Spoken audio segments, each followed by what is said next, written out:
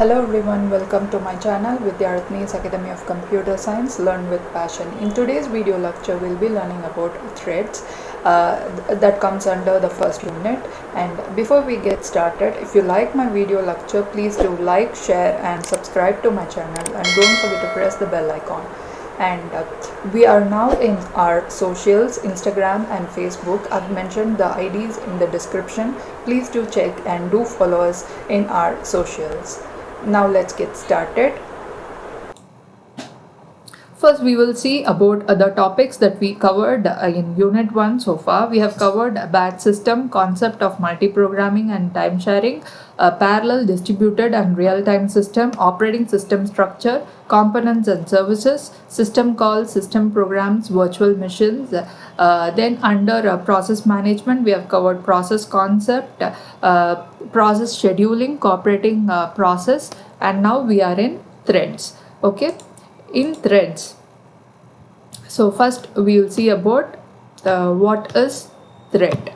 Okay, a thread is a flow of execution through the process code. See, this is the definition of what is thread. I have broken this definition into points for easy understanding. So I will explain in point wise. A thread is a flow of execution through the process code with its own program counter. That is, each thread will have its own program counter that keeps track of what are the instructions will be there in the program counter, that keeps track of which instruction to execute next, and it has a system register which holds its current working variable and a stack which contain the execution history. So three things are present with this thread, that is, it has its own program counter and which keeps tracks of the instruction to be executed next, and a system register and the stack which holds the execution history.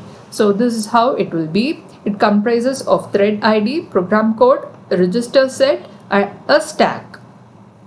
Okay, a thread shares with its peer threads few information. That is, for one process there might be many threads, and a thread can share with other threads which belong to the same process. So when a thread need to share with the other threads, those threads should be within the same process. Okay, a thread shares with its peer threads few information like code segment, data segment, open files.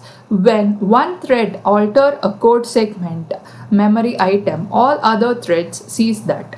That is, when one thread is altering the code segment, the other threads present in the same process can see that. So these are the information that the thread will be sharing with the other threads which belongs to the same process. All right.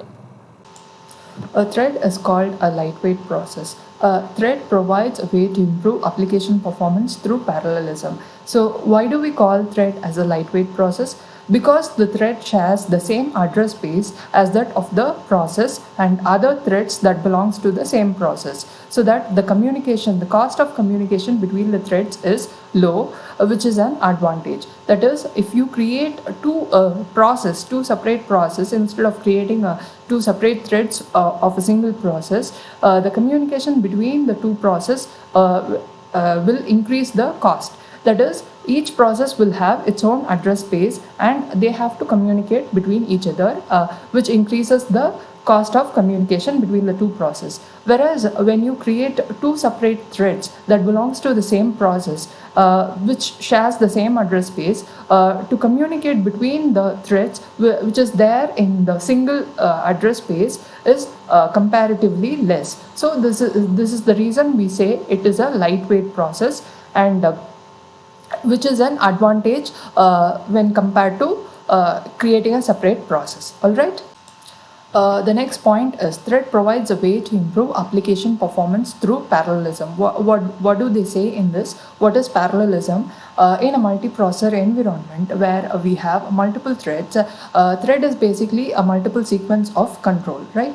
So for a single process, there might be multiple threads, and all threads might use the same set of data, or it might use other data as well. So Parallelism in the sense same set of data are being used parallelly by different set of threads which belongs to the same process. That is what they mean by parallelism. So threads provides a way to improve application performance since a same set of data are being used parallelly by different threads or different set of controls. It improves the performance. They need not create separate set of data for each and every thread. So that is how thread is improving the application performance through parallelism. That is, a single set of data is being parallelly used by multiple threads that belongs to the single process. All right. The next point is that a thread represents a software approach. It is a software approach, that is, we are not creating anything physically. It is technically how we can reduce the cost of communication, or technically how we can reduce the cost of process creation. That is what we are seeing here. So the thread represents a software approach for improving application performance of operating system by reducing the overhead threads that is equivalent to a classical problem. That is, instead of creating two separate process, which is actually increasing the cost, we are creating a separate thread, or we are creating multiple threads within a single process, so that we can have the advantage of cost reduction. So this is what a thread is basically a software approach which helps in improving the performance of operating system. All right. So the next point is each thread belongs to exactly one process, or no threads can exist outside a process. That is, within a process only we can create a thread, and a thread cannot exist separately outside a process. That is, we can create two separate processes, but we cannot create a thread outside the process. Okay, each thread represents a separate flow of control. So a thread is nothing but a multiple flow of control. That is what we call it as thread. And threads have been successfully used in implementing network servers and web servers. So what are web servers? Web servers are computers that run websites. That is, and it provides web pages as and when requested by the users. And network servers are again separate computers which provides resources to the workstations, and they share resources like disk space, hardware access, all that. So threads have been successfully used in implementing network servers and web servers. That is, instead of creating separate processes, they create separate threads in handling these servers, and they also provide suitable foundation for parallel execution of applications on shared memory multiprocessor. That is, as we saw, what is parallel executions or parallelism? They share the same resources, same set of data is being shared by multiple threads that belongs to the same process. So these are the informations about the thread. So next we will be seeing the diagrammatic representation of a process with a single thread and a process with multiple threads. That is, the following figure shows the working of a single threaded and multi-threaded process. In this first diagram, if you see it, it is a process which contains a single thread. A process with a single thread will have register, counter and stack, data and files, and the code to execute the single thread. And when you see the next diagram, a process P with 3 threads. There are 3 separate threads: first thread, second thread and third thread. And we saw the first point, right, under what is thread. That is, each thread will have its own program counter, register and stack. So these 3 threads will have its own separate registers, counters and stack, but the data. So these are the common information which has been shared by these threads. So that is how it improves the working condition of parallelism. So 3 threads can parallelly execute by using the same set of data and files, and each thread will have its own code, but they will be accessing this common area, that is common data and files. So that is how it is improving the parallelism work. Parallelly, 3 different threads can work by accessing the common information. Alright, so this is the diagrammatic representation of a single threaded process and multi-threaded process. Okay. So next topic is the difference between process and thread. As we know, process is heavyweight because each process will have its space in the memory, whereas thread is lightweight because multiple threads will be sharing the same address space as it is within a single process. So let us see now. First point, process is heavyweight or resource intensive because for each and every process you need a separate memory space in the operating system, whereas a thread is a lightweight process taking lesser space, that is lesser resources than a process. Second one is process switching needs interaction with the operating system, whereas thread switching does not need interaction with the operating system. Why? Because you're communicating between two address space when it comes to two different processes, whereas threads, when you communicate between multiple threads, it is there within the single process and the address space is same. So communication need not have interaction with the operating system.